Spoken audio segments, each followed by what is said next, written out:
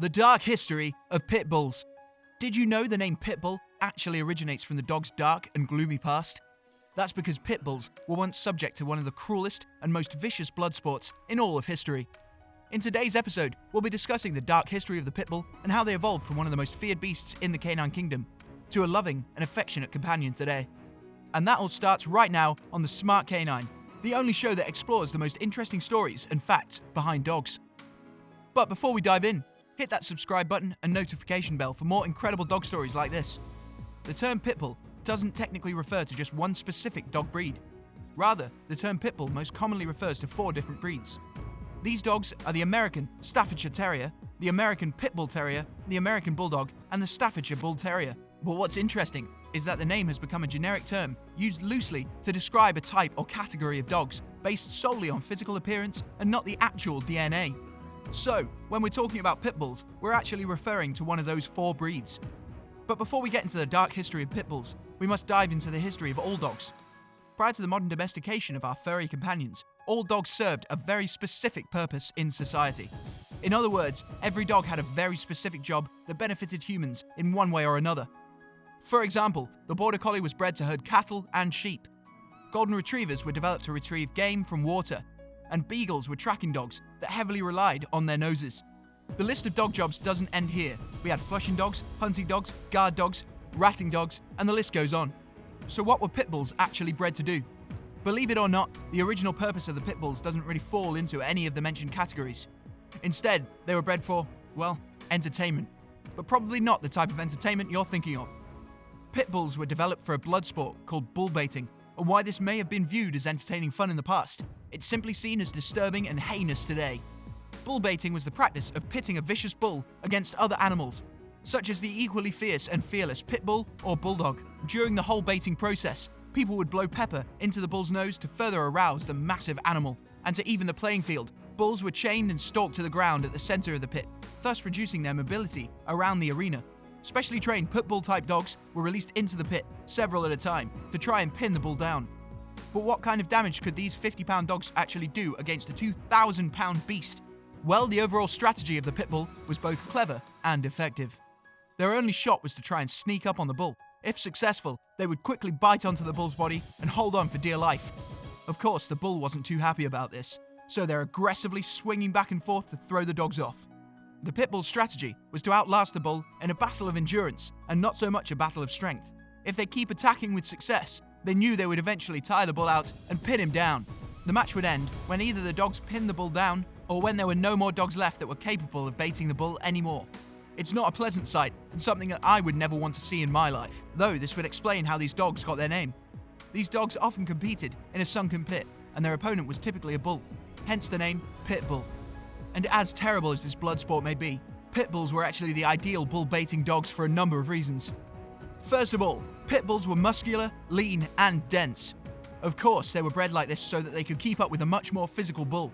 Having a strong frame means that they're more likely to withstand the damage taken from the bull. Pitbulls were also bred with a large head and, as a result, a large mouth. Because their strategy relies on biting down and holding on, the Pitbull's strong jaw gives them the best chance of hanging with the bull, quite literally. And as you may have noticed, Pitbulls have wrinkled or loose skin that cover their bodies. This isn't by accident. The loose skin actually better protects the dog during the bull baiting by making it increasingly more difficult for the bull to bite or pin down the dog. The skin also acts as a layer of protection that shields the dog from substantial damage to any vital organs. And finally, Pitbulls have a wide chest and short legs. This may not seem like a great advantage, but it serves an important purpose. Have you ever wondered why they didn't just choose the biggest dog to bait the bulls? Why not a Great Dane or a Doberman Pinscher? Well, bigger isn't always better when it comes to bull baiting. The wide chest of the Pitbull allows for a wide stance, keeping the dog balanced and making it difficult to throw the dog around. Plus, short legs mean a short stature. By staying low to the ground, Pitbulls can effectively dodge any fatal kicks that could cause serious injuries. People would often surround the pit and watch this sport for entertainment, while others would even place bets on the bull or dogs. Sadly to say, this blood sport was an immensely popular pastime for locals during the Elizabethan era in London. In fact, these events took place regularly and were held in arenas built specifically for this blood sport, and bulls weren't the only animals used. Placed in the pits were also bears and rats, with a similar fight-to-the-death scenario. Eventually, bull baiting made its way all across the United Kingdom. For instance, this pastime was surprisingly widespread in Ireland from the 17th to the 19th century. And believe it or not, The blood sport even made it out as far as North America by the 19th century. However, there is good news and a happy ending to this story. Since the late 17th century, the decline of bull baiting had already begun in the United Kingdom, though still popular elsewhere. This sport was first banned in England by the Puritans during the Civil Wars and Commonwealth in the 1640s. However, it wasn't until the Cruelty to Animals Act of 1835 that bull baiting was permanently outlawed by an act of the Parliament. By then, bull baiting had already been outlawed in most of the countries residing in Northern Europe. And from there on, the rebranding of the pit bull began.